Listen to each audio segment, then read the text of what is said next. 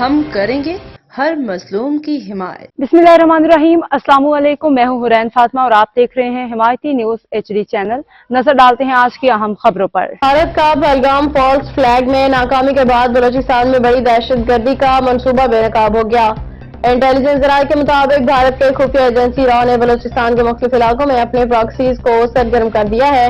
Intelligence ذرائع کا کہنا ہے کہ بھارتی را نے گوادر، کوئٹہ، خزدار میں دہشت گردی کا منصوبہ بنایا۔ را نے BLA، فتنہ الخوارج اور غیر قانونی افغانوں کو ان شہروں میں دہشت گردی کی ہدایات کی ہیں۔ انٹیلیجنس ذرائع کا کہنا ہے را نے کارروائیوں کے لیے دہشت گردوں کو افغانستان سے بھی متعلقہ علاقوں میں بھجوا دیا۔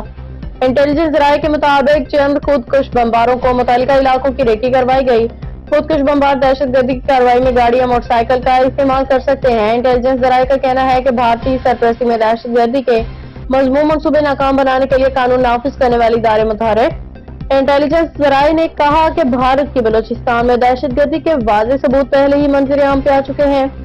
بھارت بلوچستان میں دہشت گردی کروا کے پاکستان میں بے امنی پھیلانا چاہتا ہے۔ انٹیلیجنس ذرائع کے مطابق دہشت گردی کے منصوبے کے پیچھے پہلگام فالس فلیگ آپریشن بھی بری طرح ناکامی ہے۔ اب تک کے لیے اتنا ہی۔ مزید خبروں اور اپڈیٹس کے لیے دیکھتے رہیں حمایتی نیوز HD چینل۔